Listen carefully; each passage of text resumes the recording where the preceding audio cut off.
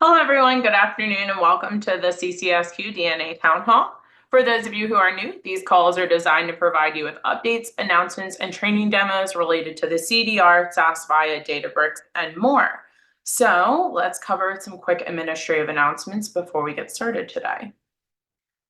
So just some reminders, please stay muted during our call to minimize interruptions. Please use the Zoom chat feature to ask any questions to be answered during our Q&A portion at the end. Our last couple of town halls have been really content heavy, and obviously that's what we want to prioritize. Today we do have 2 demos as well. So if there's a chance that we don't get to any Q&A portion at the end, please still ask those questions, and that way we can get them to our team. And then all questions will be published, whether we answer them live on the call or not.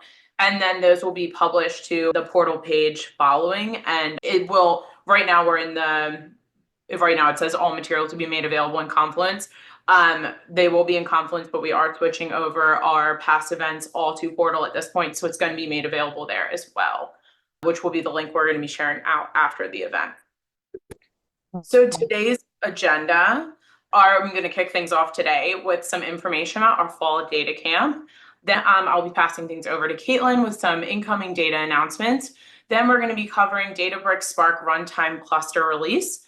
Then Miriam will be giving us some information about our most recent monthly satisfaction survey. And then Derek will be closing things out with 2 different demos for us today. And then, as I said, our last piece there would be the Q&A if we get to that. So first will be our data camp topic survey. So for those who don't know me, I'm Julie Amdy. I'm a communication specialist on the PM32 contract. So I do facilitate a lot of different meetings and events. So you may have seen me at different things like the QNet chat. One of those is the CCSQ DNA data camp. Our newest one is going to be happening in November this fall. So about mid-month. So please keep an eye out for a save the date that will be coming soon. At the end of our last data camp in May, we did collect some information, and there was a question that said, what topics would you want to see this fall? We are absolutely keeping that in mind, but as new things come about, and you may have new things that since May you want to hear about that you didn't put on that survey or you weren't able to attend and give us that information. So with that being said, we would like to get some information from you today. So this survey does help us plan our data camp sessions that best align with the needs and interests of the CCSQ DNA community. It will be a SurveyMonkey link that Rachel's going to be sharing in the chat here shortly. We will encourage you to take the survey as soon as our meeting ends. So please take that link and bookmark it, move it over so we don't lose it.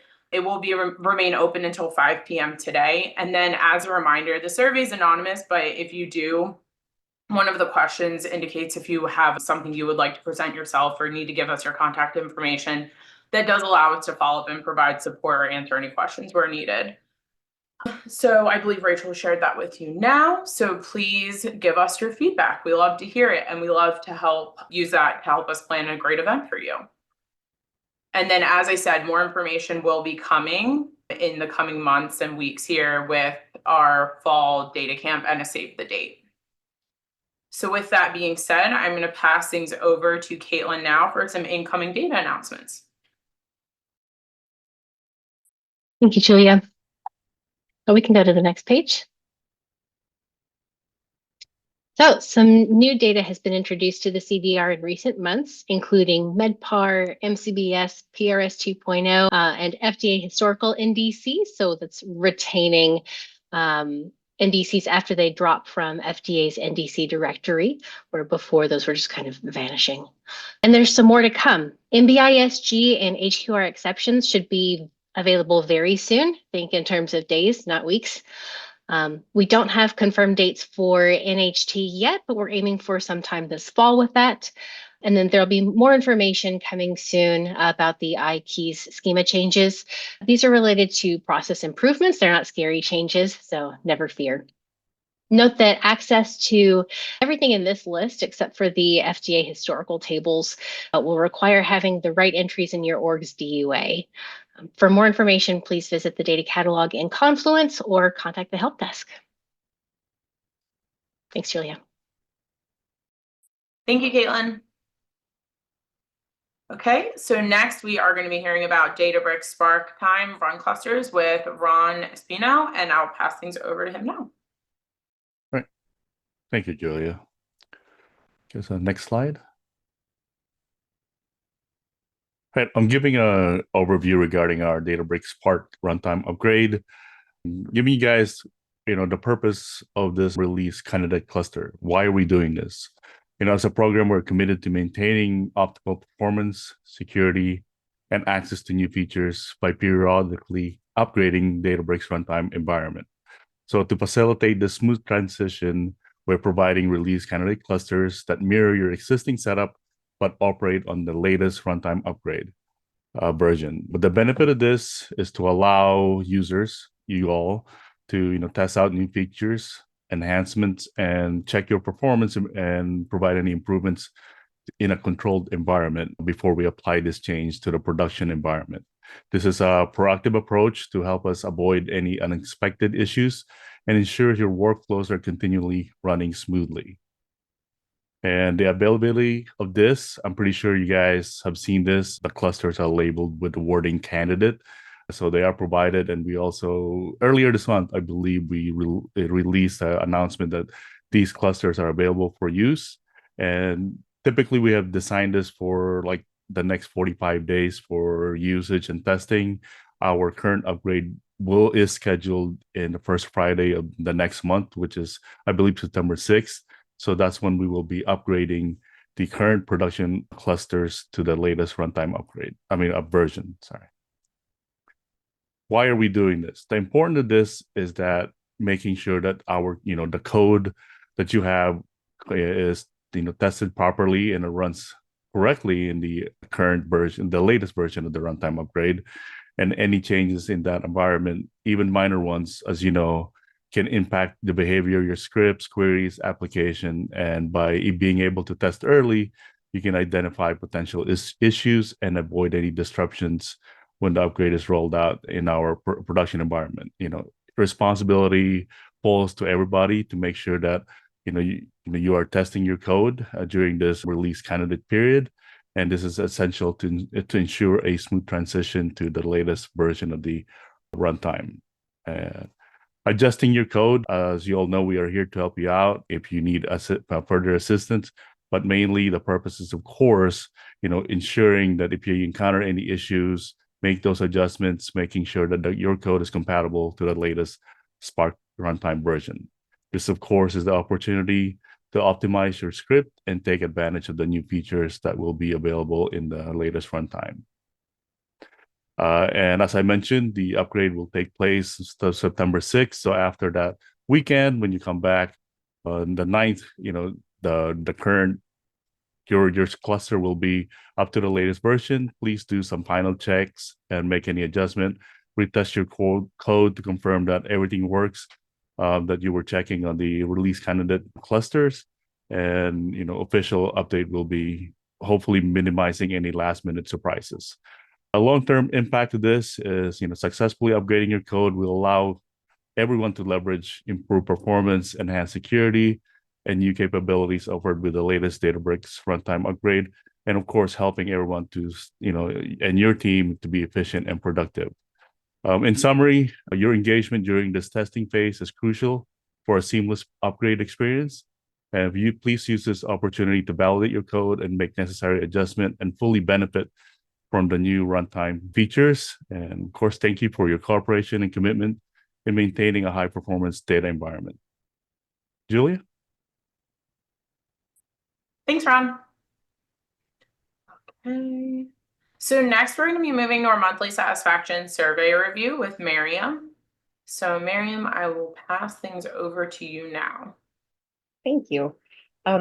As we've expressed in past town halls, we do value your feedback. So we're going to quickly cover July satisfaction results. We have made some changes in our process, and I think we're starting to see some of the effects from it. From our last survey in town hall, 80% of you all indicated that you are satisfied with the performance of and uptime of the environments, which was a 27% increase from June. 50% are satisfied with help desk support for the CCSQ DNA environments. This was a decrease of 12% since June. We are still trying to implement our new standard operating procedures. And one of the main feedback that we got back with the last survey was communication in too many locations. So this is something that we're looking at as well. And then the last one, 70% of you all indicated that you're satisfied with the resources that are available in CCSQ data analytics. This was a 15% increase from June.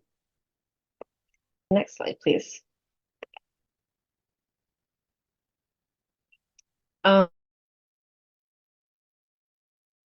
Just to call out some positive praise and feedback that we've received, we had some feedback that Databricks has been running faster or has a faster runtime and has more functionality. You also stated that you appreciate the new Databricks AI assistant, so glad that is providing value to you. The data camp resources located in Portal have been useful. We are continuing to update content in Portal on a 2-week cycle, so make sure you're checking out Portal to see new available content. And then we had a shout out to Jessie from Alliant Health Solutions for her demo last month to show her effort with her SaaS to Databricks migration and the steps she took to convert all her code over. And then the next slide, please.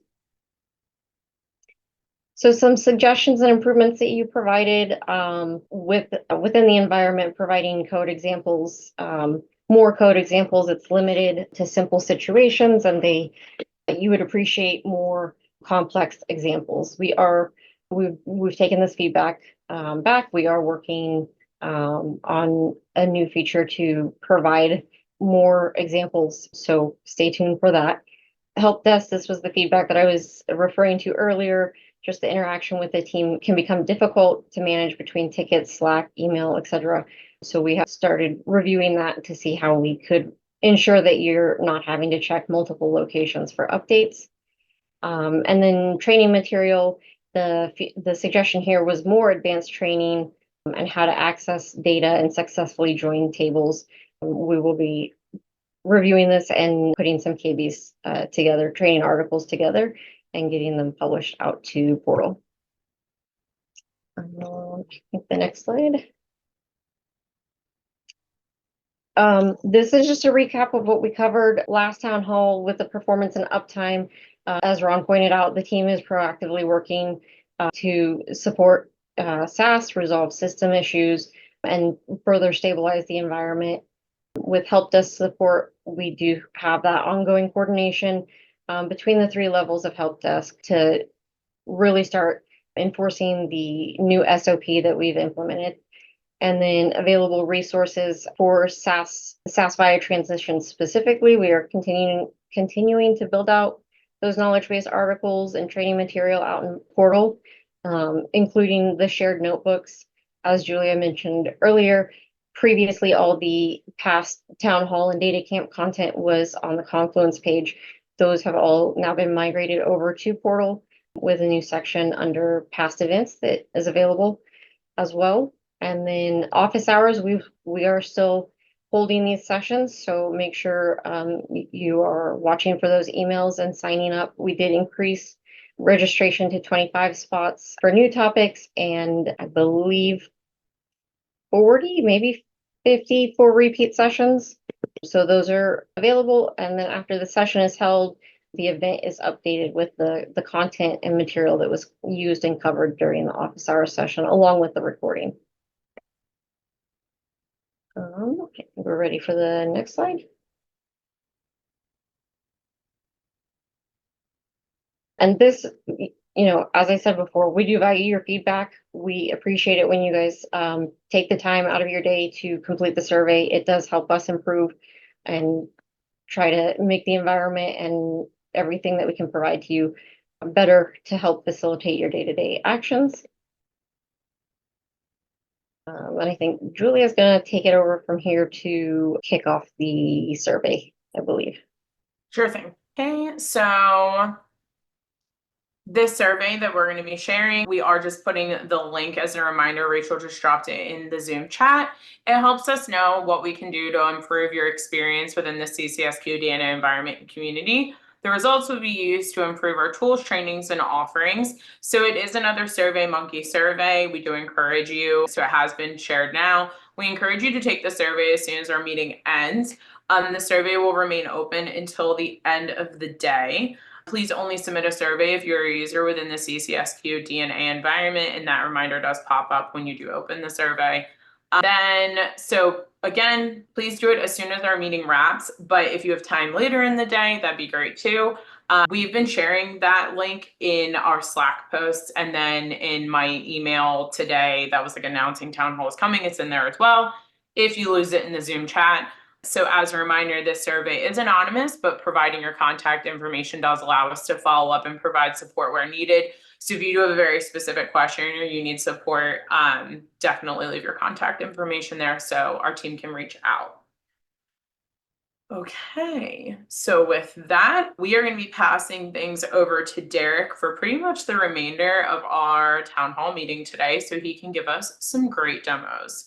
So Derek, I am going to pass things over to you now.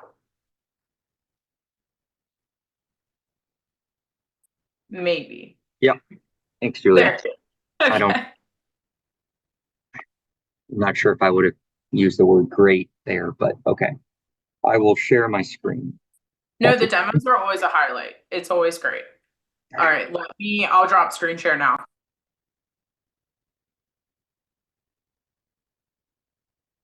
All right. So the first thing we wanted to try and talk about is the new feature within Databricks that everyone should have access to, which is the SQL editor. And what is it?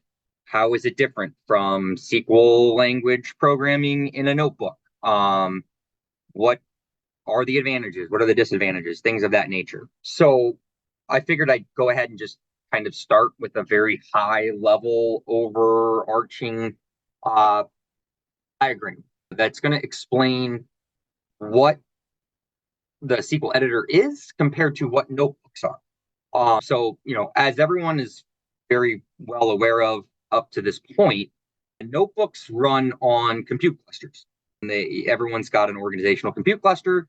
You've got the ability to run Python language, SQL language, R language, Scala, if you want to use Scala, and you have access to database tables to be able to read database tables based on your DUA, write database tables, bring those into data frames if you need to, whatever you want to do. One thing to note as of right now today, when we do write new database tables with a notebook, the underlying files that are being stored for the actual database tables are actually Parquet files. So what is the SQL editor? And how is that any different than having a notebook with SQL language? Well, the SQL editor is exactly what you would kind of think it is by saying it's SQL editor. It can run SQL queries. It is only specific to actual SQL language. The biggest difference here is going to be what kind of a compute it's utilizing when you are reading and writing database tables with SQL language. It is going to hit what is referred to as the SQL warehouse. Not using a compute cluster like your notebooks use, it utilizes a SQL warehouse. This is actually the exact same type of compute that SAS connects to when you are utilizing some of the SAS macros to connect to Databricks to read database tables, and maybe you're writing database tables or you're reading them and writing them to SAS data sets or whatever it is you might be doing. SAS is connecting to this SQL warehouse to execute all of the SQL queries that you're passing. And one thing to note here is that by default, we are writing the underlying tables as Delta files, which is very similar to Parquet, although it's slightly different in the fact that it allows for what's referred to as sort of like ACID types of work, which means you can basically modify and update existing database tables rather than having to kind of wipe data tables out and then completely recreate them if you're adding a new column to a table. There's a lot of other really good benefits to Delta tables that we will get a little bit more into on the road with maybe data camps, office hours, or town halls. One thing to note is that Databricks really does very well from a performance perspective when it's reading and writing Delta tables, although the Delta table is essentially just a bunch of arcade tables wrapped around some additional things, but not to overcomplicate it and get much into the weeds. Delta tables are very efficient, and Databricks runs very quickly with Delta tables. So, get more into it. Why would somebody want to use SQL Editor versus a notebook? So let's go to Databricks here. And what you can see, we have a SQL Editor, and what I'm currently in right now is a notebook. What's a SQL Editor look like? It's simply an editor that allows you to write SQL code. Same thing with a notebook, right? This allows for, you still have your command windows, you still have the ability to do markdowns, but this is being attached to what you can see here is to our CDR PDA QDAS compute cluster. What you can see here is that this is being attached to this SQL endpoint warehouse. And so one main thing that is very specific, again, is that you can save queries, but note that queries are just that. They're queries. They're not notebooks. When you go to open it up, it will open it up within a SQL editor, and it's going to be an actual SQL query, which means the only thing you really can utilize this with is going to be database tables right now. So if you're reading database tables and you're writing to database tables, having the SQL warehouse is probably at this very point in time going to be a little bit faster, a little bit more efficient when you are executing that code compared to your notebook. If you're running it with a SQL language, this is going to be executing on your organizational compute cluster.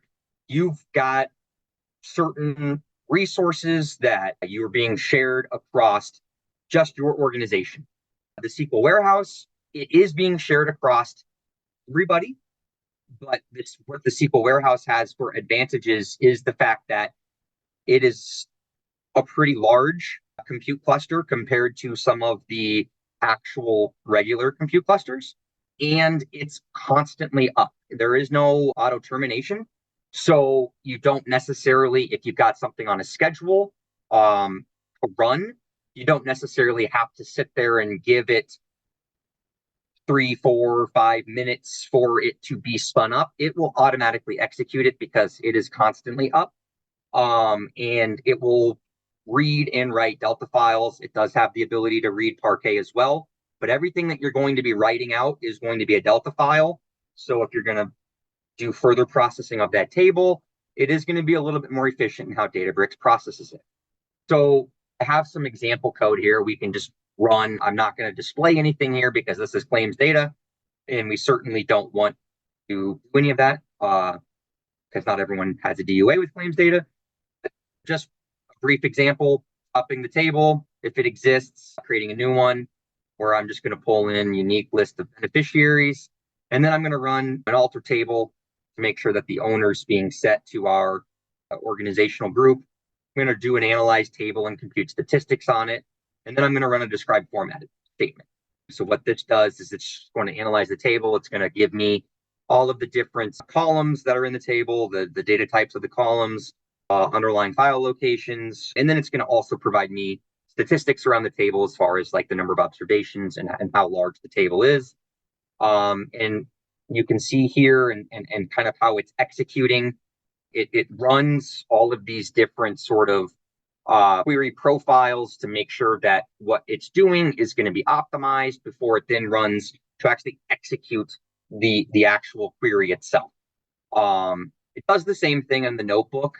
It might not be quite as detailed in as far as like what it's doing unless you go into the compute logs. As you can see here, this ran in 31 seconds, almost 32 seconds. I can see I've got a table here. It has 584,160 rows. And so we know it's got the one column and what the data type of that column is. And so I can run the exact same thing on a notebook, right? It's not a big deal. I've broken this out into some sections. And we'll notice it might take a little bit longer to run on your compute cluster. It really kind of depends who are you competing against. But in all reality, it's going to be relatively similar. But we do have the ability here to schedule queries, to save queries. One thing I wanted to show is what it looks like when you look into your workspace. And again, all of these are going to be available within our DBX demos folder under our CDR PDAQ workspace. But you can see here, we have notebooks, and this is a query, right? So that is all that this is. It is a query, and you have the ability to edit that query, you save it, and you can schedule the query. Obviously, you'd have to add the scheduling in order to schedule it, and it will run on the SQL warehouse. When we look at this, so this, again, this took, what did it take? Couple minutes compared to what this ultimately took was 32 seconds. I guess this took 34 seconds, sorry. But yeah, when you're looking at what you're pulling from, what you're producing, notice this is a Parquet versus when we look at here, it's the Delta. So that is a little bit of a difference, right? So your Parquet, underlying Parquet files versus Delta files. At the end of the day, it's running the exact same thing. It's just you're a bit limited because you can only run SQL. But if what you're doing is simply query, like you're pulling data from, you're reading data from SQL tables and you're writing to SQL tables, it very well could be a lot more efficient doing that within the SQL warehouse and saving those SQL queries. And then you can schedule the SQL queries rather than actually running them within a notebook. It's really dependent on what it is you're wanting to do. And if you're wanting to bring this data down into your workspace, your S3 workbench, or if you're wanting to do further manipulations of the data, then you would maybe want to consider using R or Python with data frames. But at the end of the day, if you're simply reading and writing from into database tables, highly recommend you just take a look at creating some SQL queries and using the SQL editor to run those, and you can put them on a schedule and certainly take a look and see, is this going to run faster than if I was to run it on a notebook? Again, what you're seeing here, it's really not significantly faster, but it is a little bit faster. And some of the benefits are that it is a larger cluster, so it can spin it up, and it's constantly spun up. So you don't have to kind of wait for that natural spin up of your own compute cluster. And that's really kind of what I had to kind of talk about some of the differences, some of the benefits between using the SQL editor versus using a notebook in SQL language. With that, I'll kind of move on to the next piece, which is to talk a little bit about some new libraries that are automatically being loaded to compute clusters. Hey, Derek, real quick, we had 2 questions come in on that topic. Would you rather circle to those to ensure you get to your next topic? Do you want to do them after, or would you rather? Let's do them after the next topic. Okay, that sounds good. Yeah. Okay, cool. So what we are going to talk about is a couple of new packages that are available on all of the compute clusters and how you can utilize them. Specifically, what I want to talk about right now is reading SAS data sets. that might be stored on your S3 workbench. Obviously, as most people know, the file extension is a .sas7bdat file, which just means it's a SAS data set. Currently, what we've looked at utilizing for packages to be able to read those into some kind of a data frame within Databricks is either the actual SAS7bdat package, or there is another package. For some reason, I am drawing a blank on the name of it right now, that we had identified that can read it in. But what both of those packages have to require is that everything is ran on the driver node. And the fact that this SAS data set needs to be copied to the local file system on that driver node. And the reason for this is because of the fact that it's utilizing the pandas package underneath. And the pandas package, as many people know by now with Python, does not have any sort of a Spark integration. So it does not have any distributive processing of the data.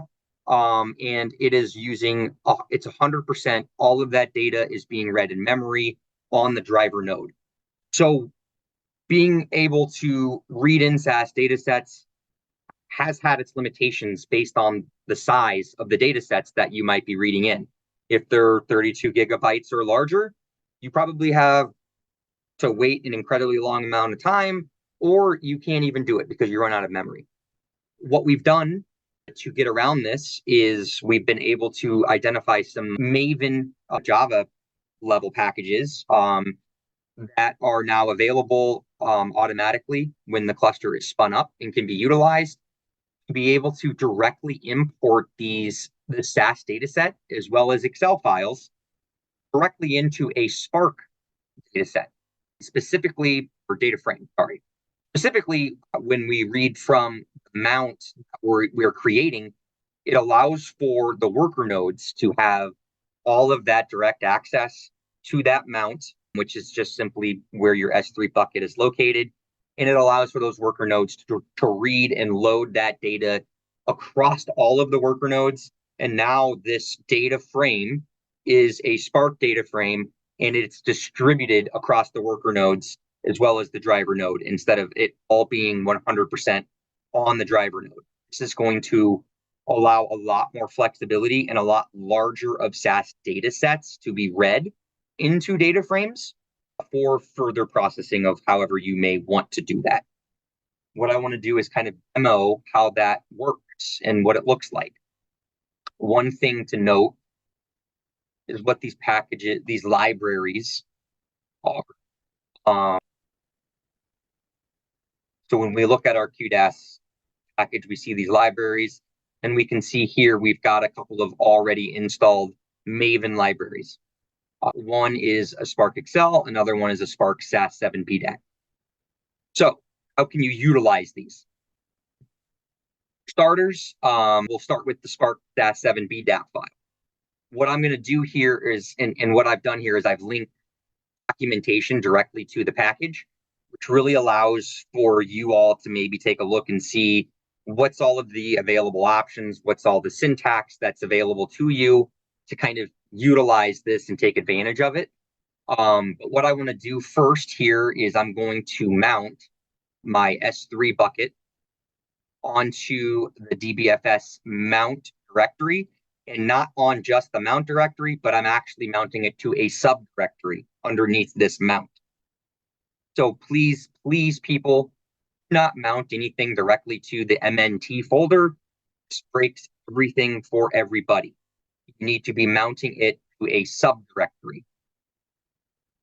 And what I'll do here running this is it's just going to mount path using the dbutils file system mount functionality. And then I'm just going to go quick look at what files are in that S3 bucket workbench for me to be able to access. And it's just going to display it to me. Take a look at it. This is, again, of course, the same exact location that your SAS workbench in SAS Studio is on, as well as if you've set up your file shared setup within the managed file transfer application. So What I do know is that I've got a SAS data set located in this directory. Of course, here I'm only going to my user folder, and then I know I've got some subdirectories under my user folder where this data set is located. How to read this directly into it is simply read spark.read.format.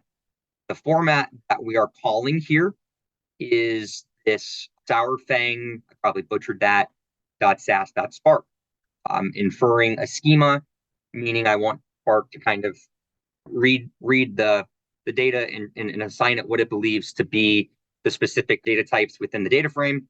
And then I'm just simply loading this SAS data set into this df_SAS data frame. And what I'll show you here by running this is that the actual class type of my object is a PySpark.SQL.DataFrame. This is actual SQL Spark data frame. I'm printing the schema of it. So what I can see here is that I've got 4 columns in it. All of them were assigned as a string.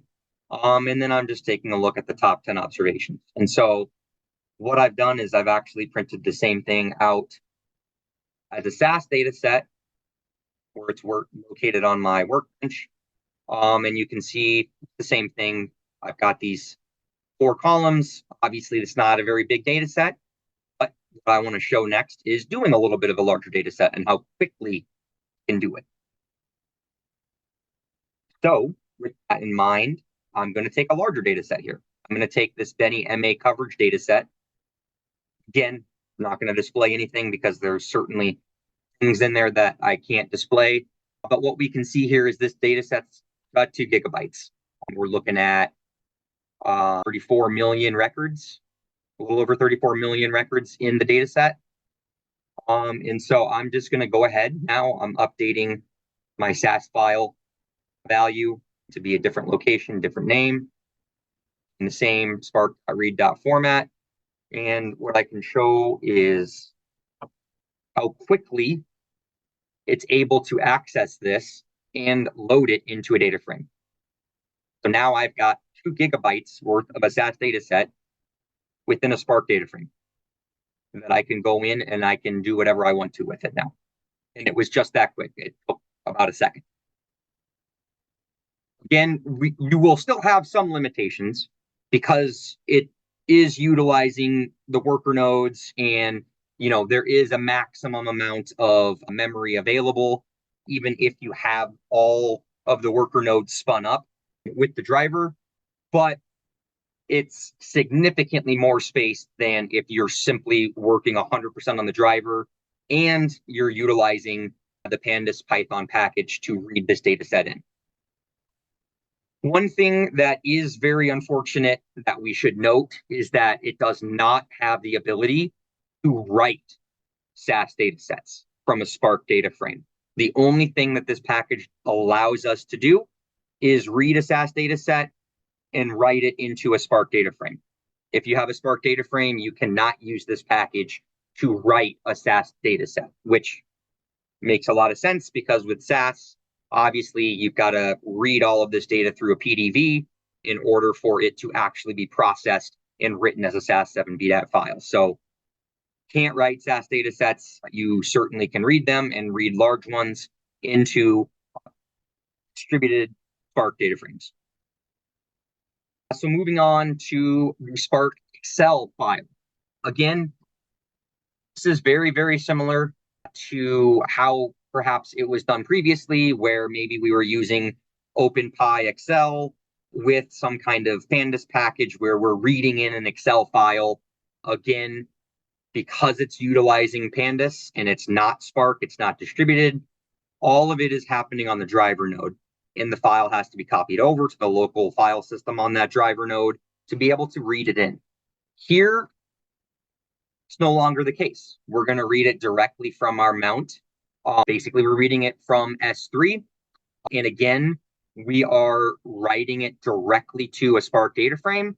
So it is not being all in a single data frame only on the driver node. It has its distributed processing, and the data is distributed across the worker nodes.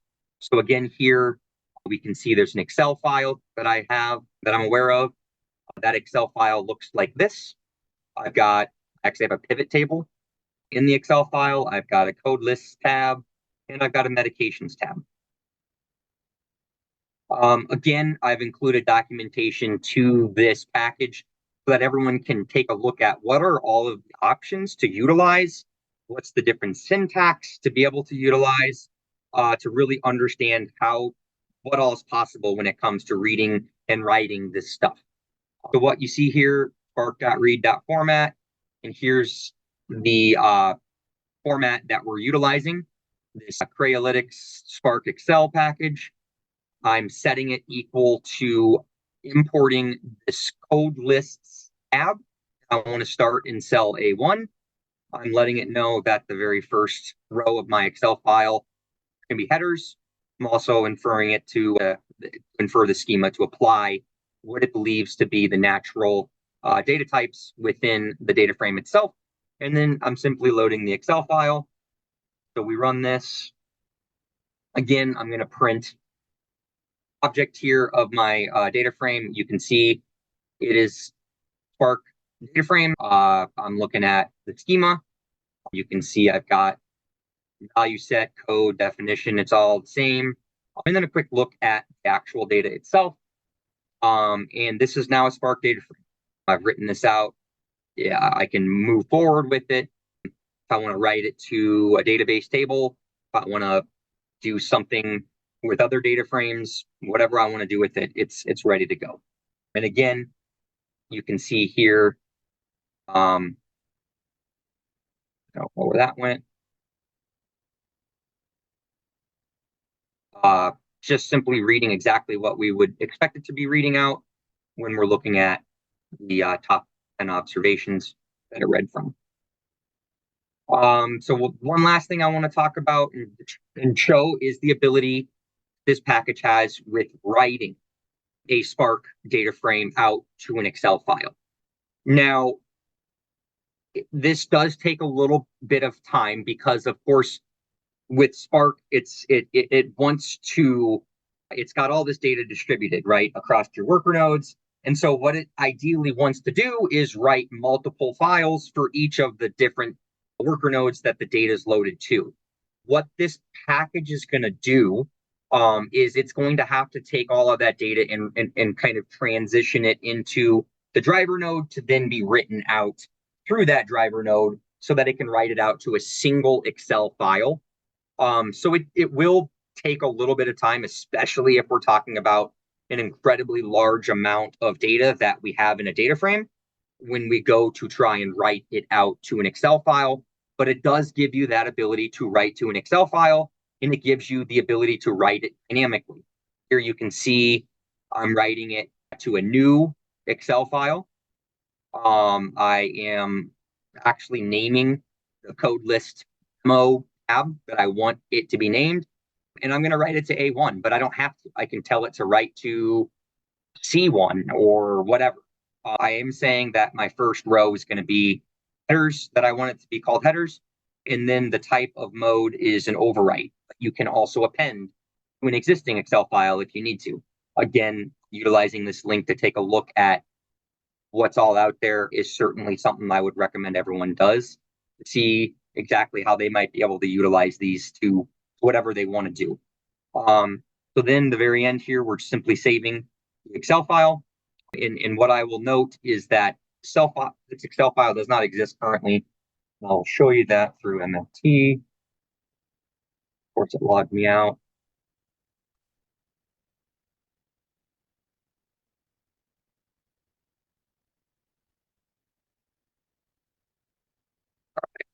Under my network shares.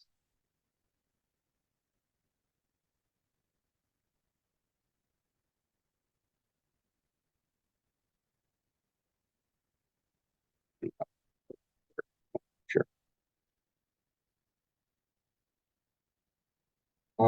That was a rerun. Yeah. Okay, cool. Yeah. So I will go ahead and run this. And so I'm calling it DBX demo output. Ran pretty quickly. Obviously, DBX demo output doesn't exist here as an Excel file. I can simply refresh. And now I have a DBX demo output.xlsx. I wanted to take a look at this.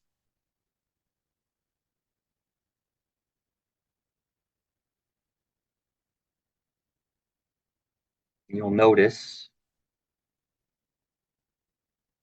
it has exactly what the previous one had. And I've got my code list demo tab that it created. Maybe I want to do this a second time.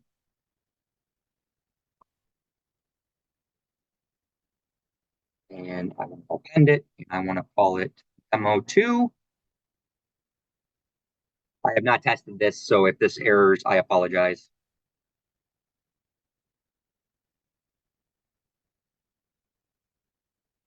But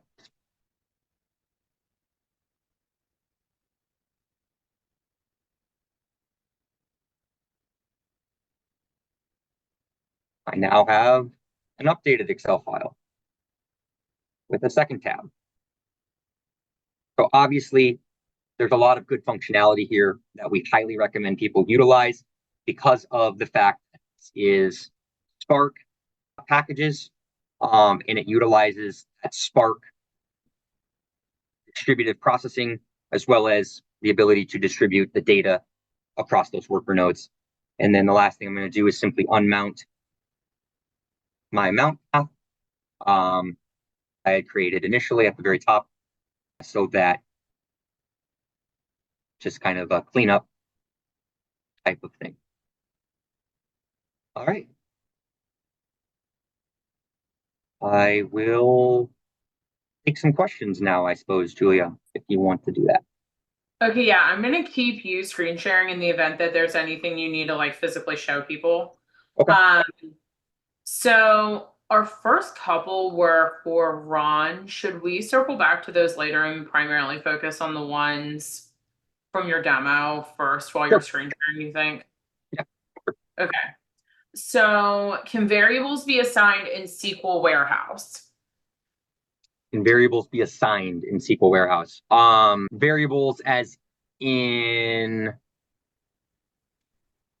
like, if we're scheduling, we create like a schedule and we pass, like if we're creating a job and we want to pass a parameter, or what kind of a variable specifically? So if they're using PySpark and you can pass variables kind of like macros in PySpark, that's possible. But with SQL, I'm not sure if there's the ability to pass variables on this new run Databricks runtime version. There might be that ability within the notebook to pass variables. Okay, Derek, we got clarification. Yes, Okay. similar to PySpark SAS Yeah. macros. Yeah, so there may be possibilities now with the new Databricks SQL or Databricks runtime, pass it with regular SQL in a notebook. I know a previous runtime version did not allow us to pass those. You can pass parameters within a job. If you're scheduling a job to run, you can pull those in as widgets. But SQL never really actually let you pass parameter values previously, unless you were using PySpark, which is not SQL. It's technically Python making a SQL API call. I don't think I really fully answered the question, unfortunately. We can look more into it, but there's definitely parameters you can pass for your SQL query when you're creating a job for the actual query to run, if you need it. Okay, she said thank you. Then, have there been issues identified to date with the new cluster? Nope, sorry, that was from earlier. Could you share on the Confluence a list of things or examples when it's preferable to run a SQL query in the SQL editor versus SQL in the notebook for all the things you're explaining right now? Now, this was for the first part you did.